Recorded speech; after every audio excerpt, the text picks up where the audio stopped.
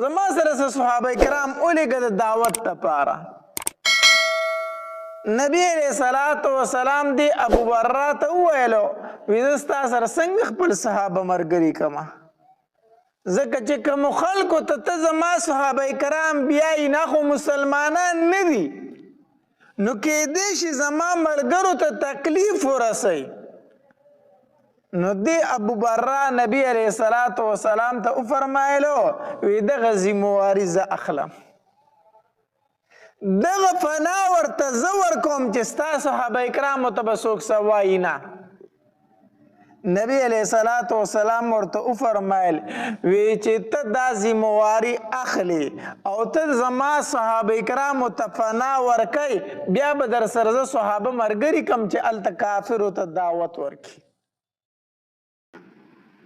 د سفر میاشت وه،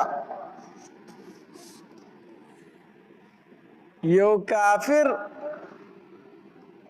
د هغه نوم دی عامر بن مالک او مشهور و په ابو برا باندې. دی نبی علیه الصلاة والسلام لراغی او نبی علیه الصلاة والسلام ته څه تحفې او ډالۍ وړاندې کړې چې دا واله. نبی علیہ الصلوۃ والسلام ته انکار وکړو زه ستا تحفې نه اخلمه، کو ایمان دې راوړو مسلمان شوي بیا به ستا نه دا ډالۍ او تحفه قبول کړمه، خو زه د کافر نه تحفې نه اخلمه. نبی علیہ الصلوۃ والسلام دی ابو برا باندې اسلام پیش کوي مسلمان شه، خو ده نه اقرار وکړو نه انکار وکړو. سخ انکار یې مونه کړو چې نه مسلمانېږم، خو مسلمان هم نه شو، بس خبره یې لږه غلي غونته پرېښوده، کلمه یې ونه ویله. خو نبی علیه الصلاة والسلام ته دی ابو برا وویلو وی زه خو مسلمان نه شومه، خو زما سره څه ملګري یو ځای کا، زما سره څه صحابه کرام ولېږه نجد طرف ته، هلته کې څه قبایل دي هغې به ورته دعوت ورکړي، نو کېدی شي مسلمانان شي. زما سره څه صحابه کرام ولېږه د دعوت دپاره. نبی علیہ الصلوۃ والسلام دی ابو برا ته وویلو وی زه ستا سره څنګه خپل صحابه ملګري کړمه، ځکه چې کومو خلکو ته زما صحابه کرام بیایي نه خو مسلمانان نه دي، نو کېدی شي زما ملګرو ته تکلیف ورسوي.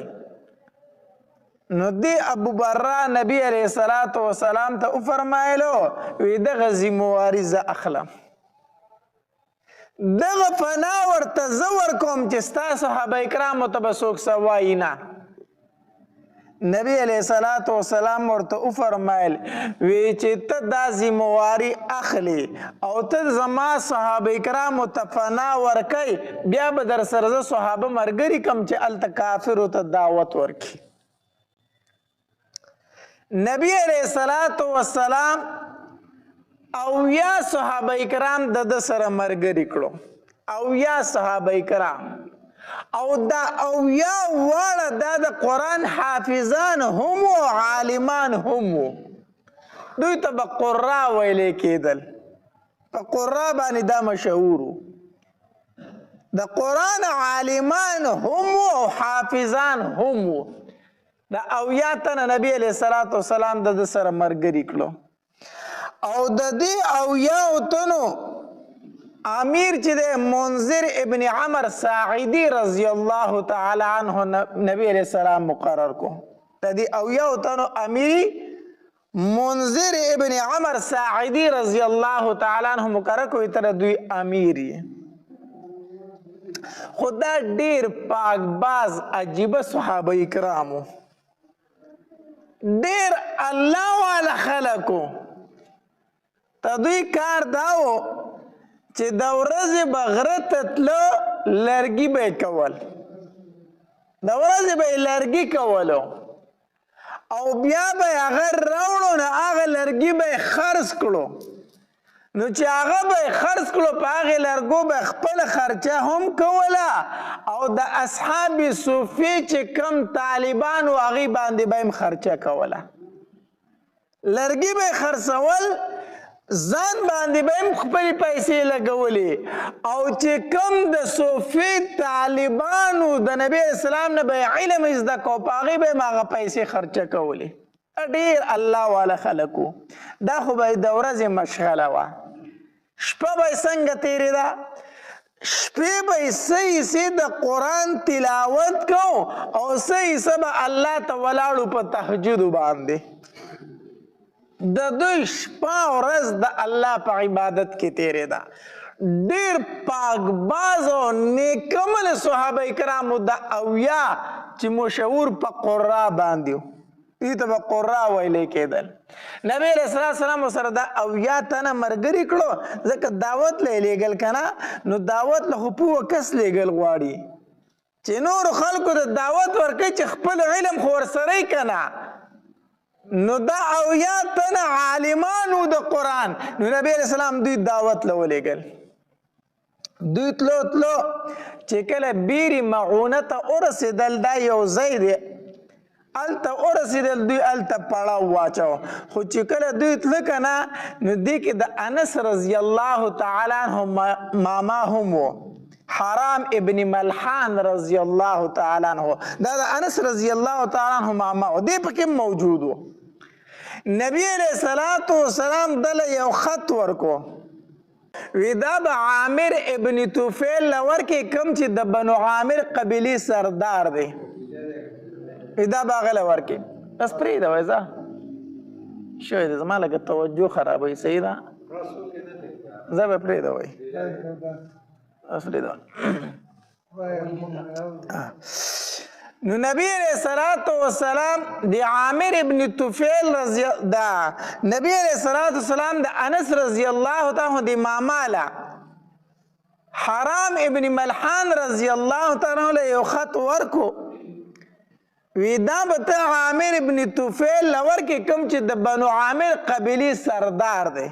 دا به هغه له ورکې نو چې کله دوی بیرې معونه ته ورسېدل که نه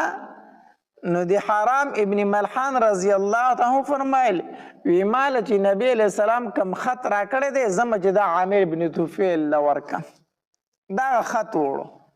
چې خط وړو عامر ابن طفیل سره میلاو شو د عامر ابن طفیل د ابو برا وراره دا کم کس چې نبی علیه السلام خواله راغلی و او دا صحابه کرام ځان سره ملګري کړو د عامر ابن طفیل د ده وراره و حرام ابن ملحان رضی الله تعالی د عامر ابن طفیل ته وویلو وی دا خط والا وی دا د چا خط دی وی دا د نبی علیه السلام د محمد مصطفی صلی الله علیه وسلم داغه خط دی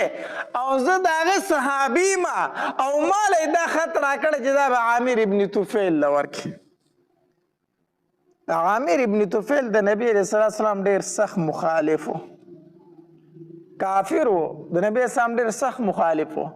په کار خو دا و چې دا خط یې کولاو کړی وی کتلی وی چې څه دي پکې خط یې کولاو هم نه کو خو شاته کسان یې ولاړو هغوی ته اشاره وکړه وی وخی نو د شا غاړې د یو تن سره نیزه وه او هغه په حرام ابن ملحان رضی الله تعالی د انس رضی الله عنه ماماله د شا غاړې راواچوله او چې راواچوله په دومره تیزۍ سره راواچوله چې نیزه ترې ډایرکټ مخې ته راووته په ګېډه کې راووته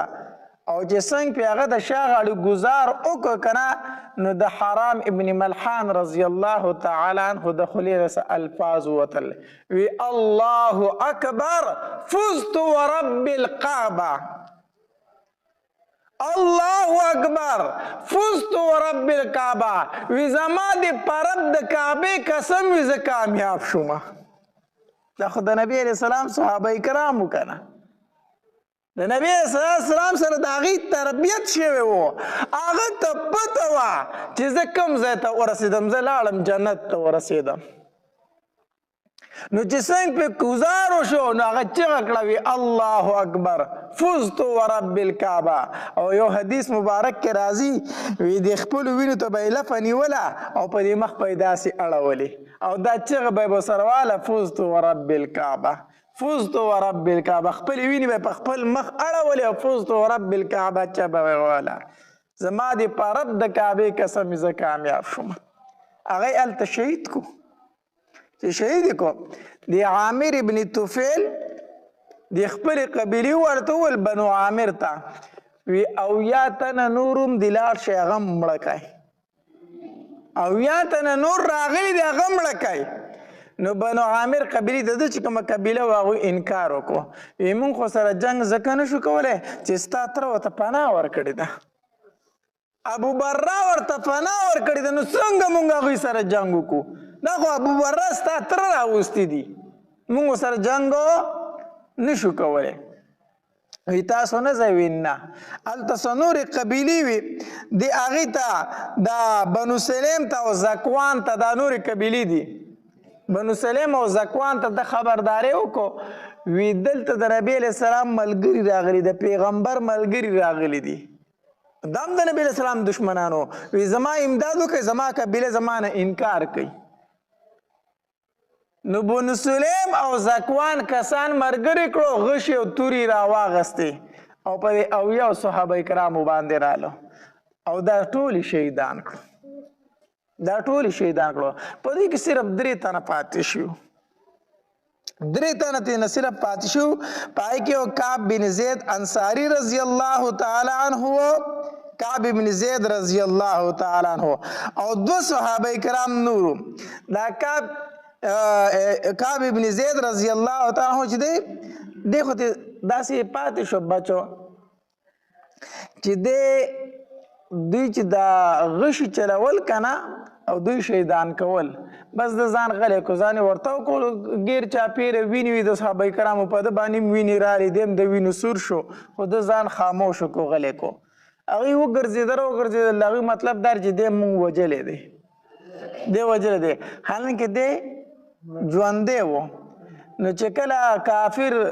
لاړو لرې لاړو نو دی راپاڅېدو بیا دی ژوندی و بیا د غزوه خندق کې دی شهید شو په غزوه خندق کې بیا دی شهید شوی دی دغه ټیمه پورې دی ژوندی و. 2 تنه نور وو هغې یو نوم دی منذر ابن محمد او دویم دی عمر ابن امیه زمري دا 2 تنه څنګه بچ پاتې شوي وو دوی داسې بچ پاتې شوي چې دوی اوښان ځنګل ته بوستي وو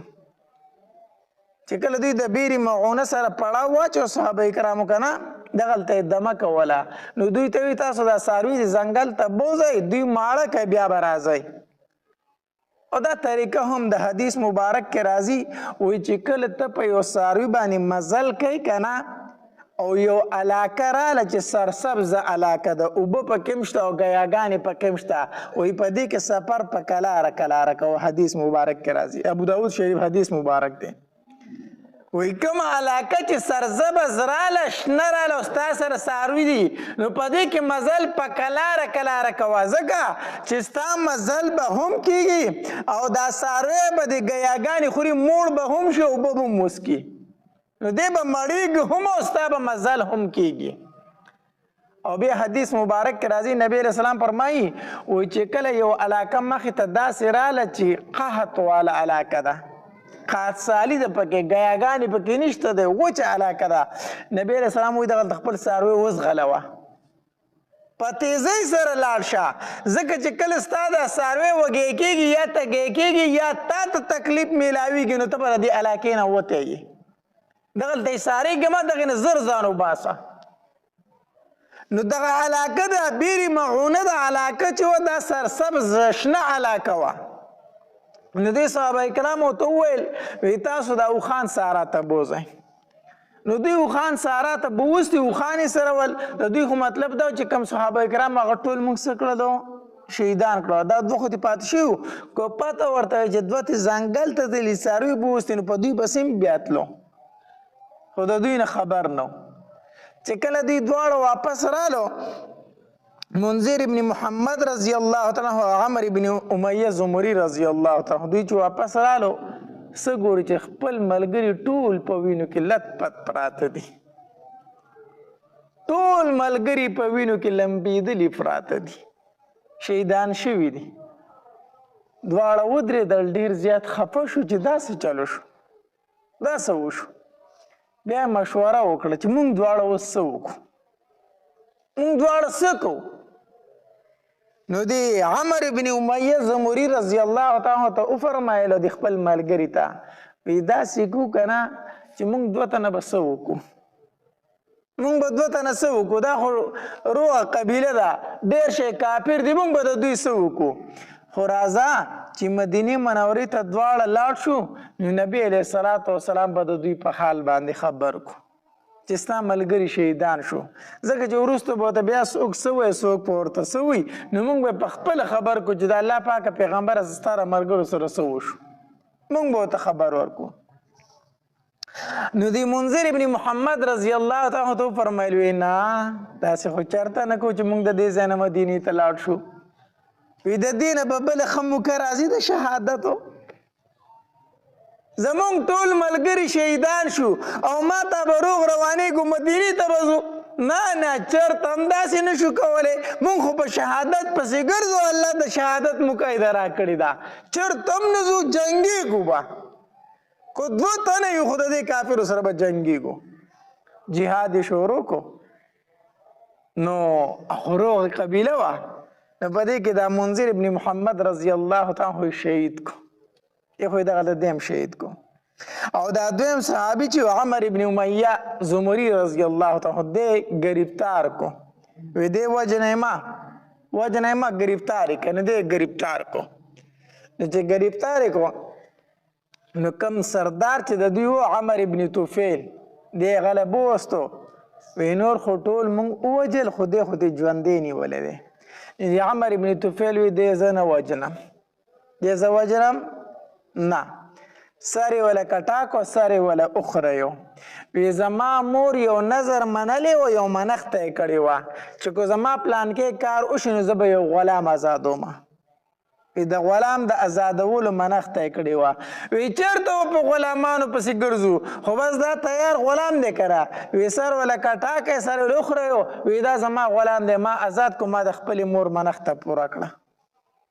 وی زه څه وایم دی آزاد کړئ. د عمر ابن زمری رضی الله تعالی عنہ دوی آزاد کو، عمر ابن امیہ زمری رضی الله تعالی عنہ دی آزاد کو. دی را روانو د بیر معونه نه مدینې منورې ته راتو. نو چې راتو نو په لاره ورسره د عامر ابن طفیل د قبیلې دوه تنه ملګري شو، هم د دغې قبیلې چې دا صحابه کرام شهیدان کړو، د هغې قبیلې سره دوه تنه ملګري شو.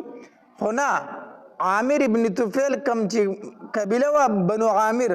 دوی خو انکار وکړو که نه ستا تر ورته پناه ورکړې مونږه نشو دوی وجلی. نو د دې بنو عامر دوه تنه د ده سره ملګري شو، په لاره باندې را روان دي، سفر کوي. دته وایي ملګري ته د کوم ځای یې؟ وایي زه خو د مدینې منورې یم، مسافر یم، راغلی وم زه مدینې منورې ته واپس.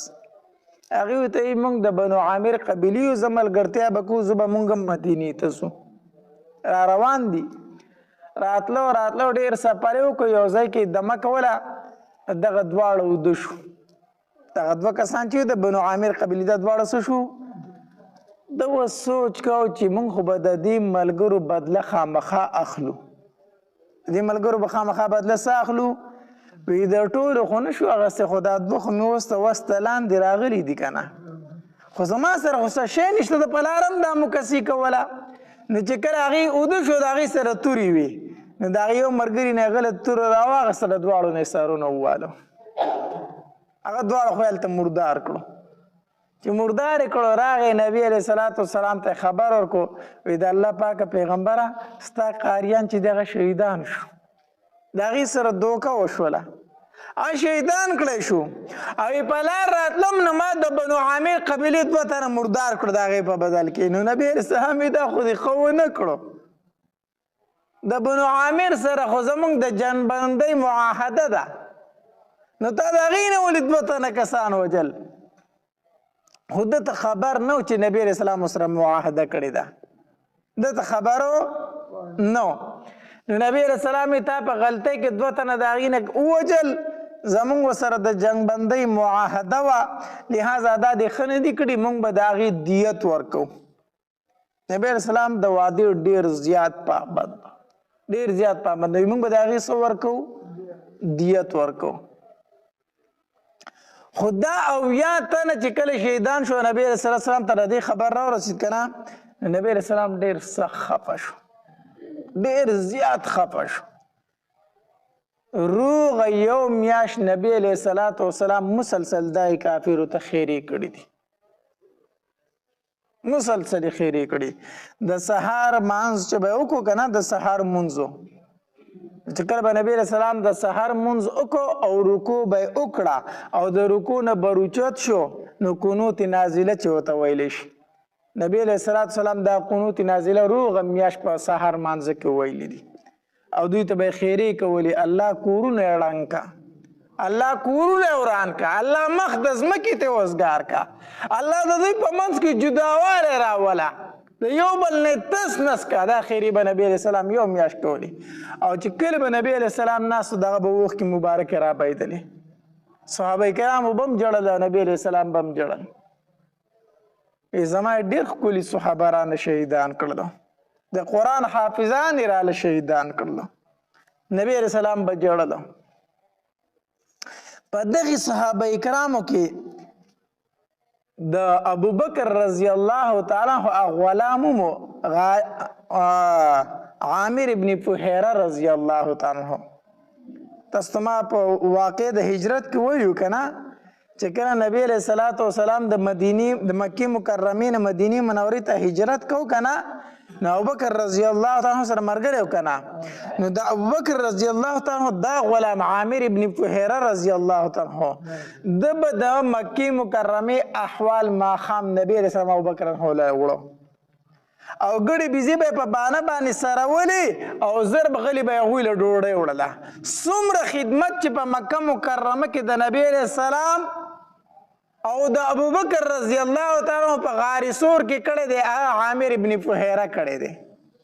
ټول خدمت په ده د کافرونو په غلا باندې کو. دا ډېر هوښیار سړی و. نو دی هم په دې صحابه کرامو کې شهید شو، دی پکې هم شهید شوی دی. او حدیث مبارک کې راځي ته د چې کوم قاتل و د عامر ابن فهیره، هغه وی که نه، وی چې کله ما په ده باندې ګزار څنګه د شا غاړې وکړو که نه او په نیزه مې ووه، وی د خولې نه چغه وخته چې فزت والله، په الله مې د قسم زه کامیاب شوم. دا ګوره صحابه کرامو چې ګزار به پې کېده، د هغوی د خولې نه به چغه وته، زما دې په الله قسم زه کامیاب شوم.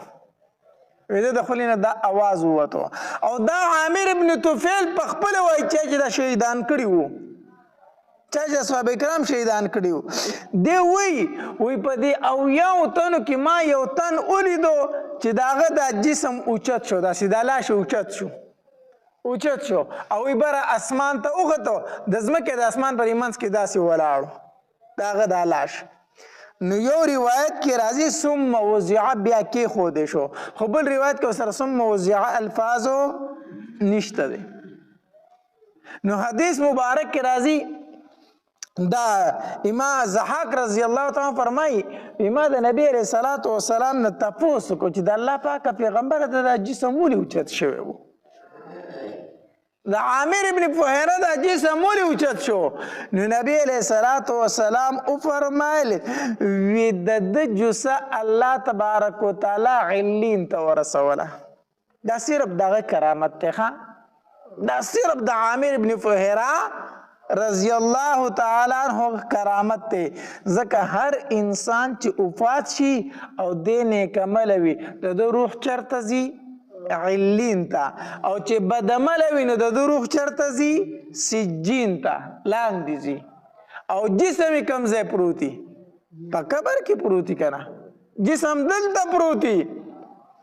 روح یا علین ته ځي یا سجین ته ځي او د دې جسم او د دغې روح د یو بل سره یو تعلق وي، یو بل سره څه وي؟ تعلق وي.